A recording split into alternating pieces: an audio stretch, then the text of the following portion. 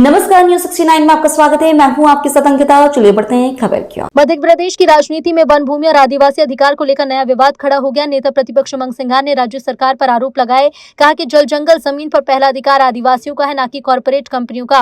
उमंग सिंघार का आरोप है कि वन विभाग निगम करीब 4.25 लाख हेक्टेयर वन भूमि को बिगड़े वन की श्रेणी में बताकर निजी कंपनी को सौंपने की तैयारी कर रहा है। सवाल उठाए कि जो जमीन सालों से आदिवासियों की चरनोई निस्तार की आधार है, उसे निजी हाथ में देने की जल्दबाजी क्यों? सिंघार ने कहा कि आदिवासी केवल मजदूरी करें और मुनाफा निजी कंपनियां, ये व्यवस्था स्वीकार्यता नहीं है।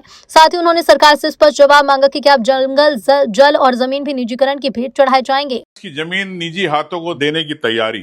वन विकास निगम 4,25,000 हेक्टेयर जंगल की जमीन बिगड़े वन बताता है, निजी हाथों को सौंपने की तैयारी सरकार ने कर ली है।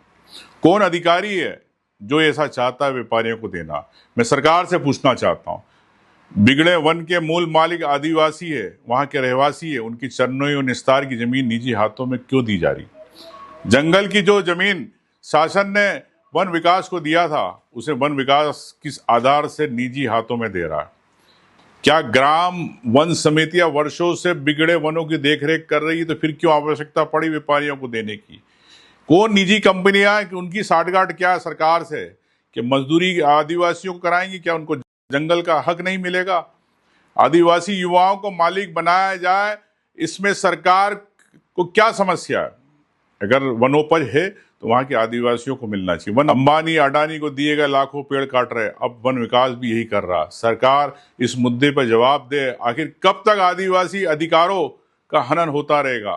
मैं सरकार से पूछना चाहता हूं, मोहन यादव जी से पूछना चाहता हूं कि इस प्रकार क्या आदिवासियों को आप पूरे जंगल से तो बाहर निकाल रहे हो, अब उनकी ज़मीनों से भी बाहर निकालने का एक नया आपने कदम कर दिया। तत्काल अगर आपको ज़मीन देनी है तो वहाँ के रहवासियों और वहाँ के आदिवासियों को दे, ताकि वो लोग जीवन यापन कर सके। फिलहाल इस खबर में इतना ही। आप बने रहिए न्यूज़ 69 चैनल के साथ। नमस्कार।